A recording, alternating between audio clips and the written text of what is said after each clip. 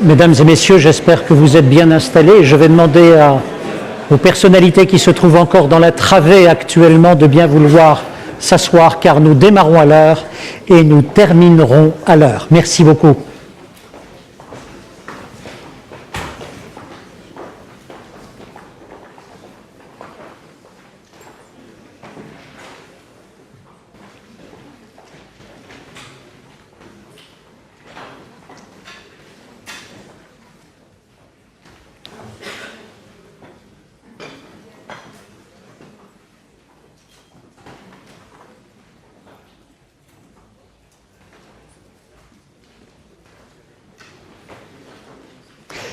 Dans la chapelle Nerli de Florence se trouve un magnifique retable.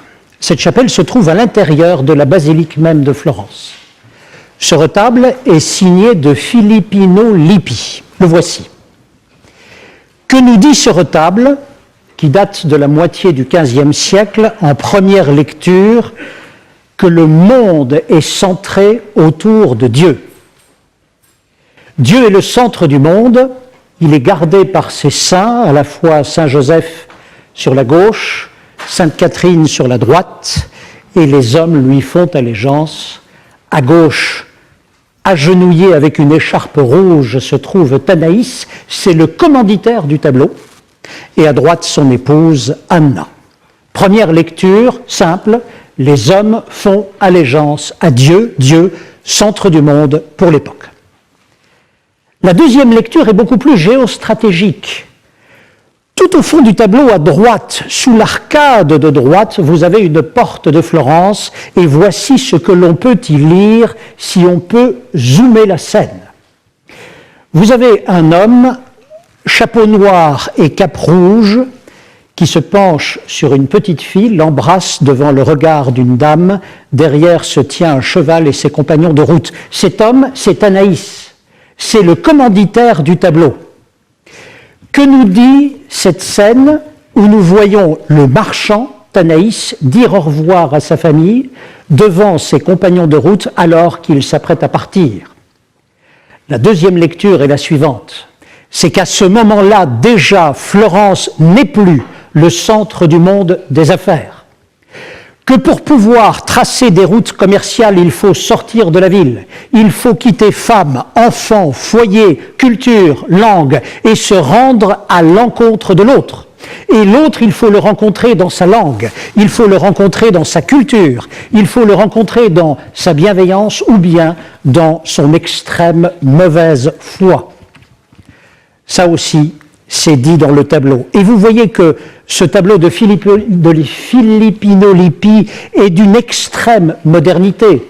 Il nous dit en réalité la force et l'extraordinaire puissance du statut du représentant commercial, puisqu'il s'agit là d'un marchand.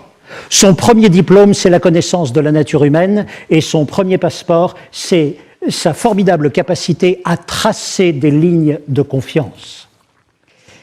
Mesdames, Messieurs, votre présence était indispensable, elle était attendue, elle était souhaitée, elle donne un poids fort, important à ces premières assises de la fonction commerciale et nous vous en remercions.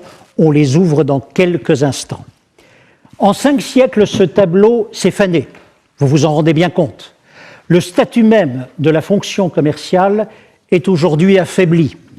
Il est aujourd'hui beaucoup plus faible, beaucoup plus dégradé qu'il y a quelques siècles.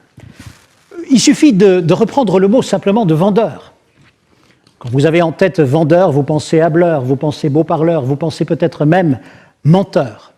On ne se souvient même plus du succès commercial remarquable que furent les magasins parisiens fin du 19e, début du 20e.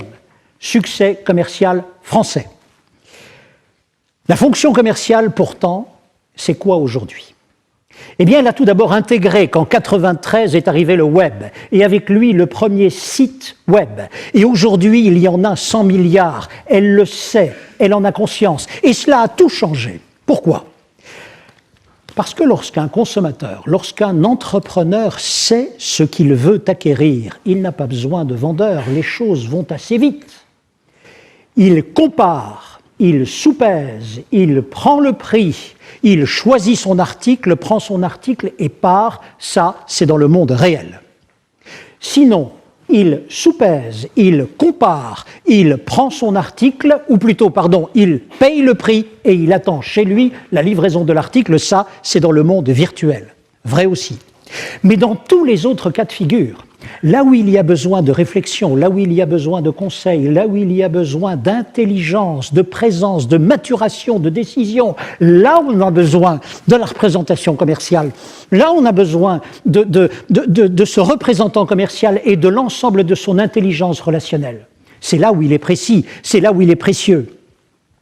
C'est l'homme d'une relation, c'est l'homme d'une intelligence, c'est l'homme d'une relation culturelle. La France en a terriblement besoin. Il suffit de jeter un œil sur son déficit du commerce extérieur. Il crie la nécessité de la fonction commerciale. L'entreprise en a besoin aussi. Elle a besoin de ce polytechnicien de la relation commerciale, autant d'ailleurs pour suivre des négociations de haut vol que pour administrer des réseaux sociaux importants. Et puis il y a les jeunes. Qui parlera à la jeunesse de la fonction commerciale? Qui lui dira son utilité et sa justification?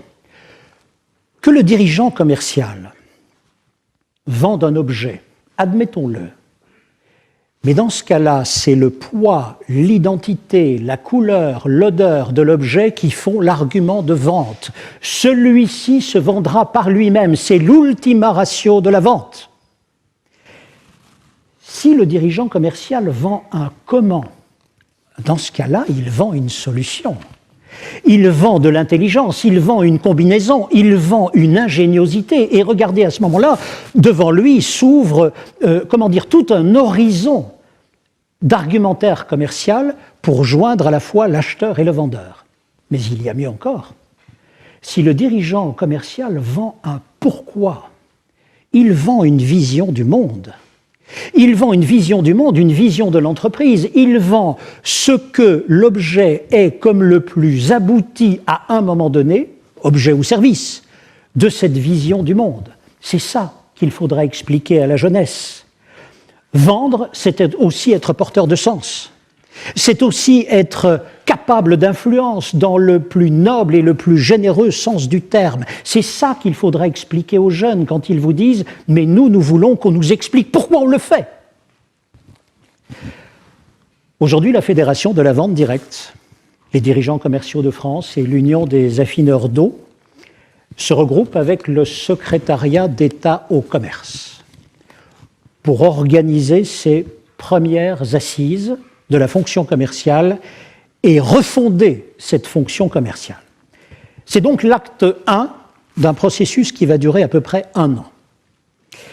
Et donc la finalité sera qualitative et quantitative. Qualitative parce qu'il faut effectivement remettre du contenu, de l'attractivité. Il faut remettre de la séduction dans cette fonction très peu connue aujourd'hui, trop peu connue.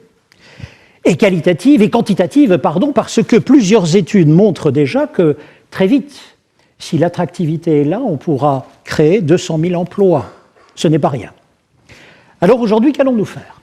Eh bien aujourd'hui, nous allons tout d'abord partager des idées, partager des contradictions, éventuellement, partager des avis sur cette fonction.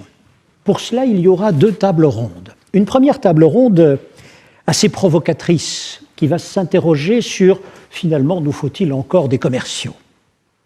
L'interrogation est extrêmement provocatrice et nous verrons ce que répondront les personnalités invitées. Et l'autre, en écho, répond déjà, en disant que non seulement il nous faut des commerciaux, mais que le commercial sera bien celui par qui l'économie de demain se développera. On lui prête déjà cette vertu.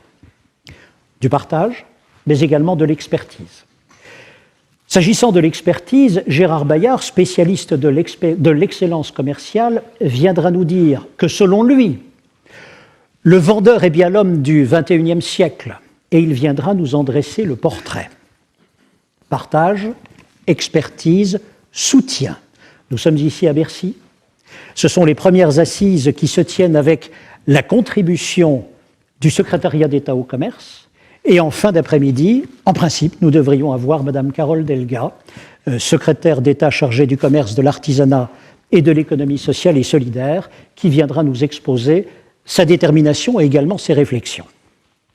Alors pour ouvrir très officiellement maintenant ces premières assises, je vais vous demander d'accueillir avec moi Philippe Jacquelinet, président de la Fédération de la vente directe, Jacques Ben, président des dirigeants commerciaux de France, et Patrick Sell, président de l'Union des AFI Nordo, et on peut les applaudir.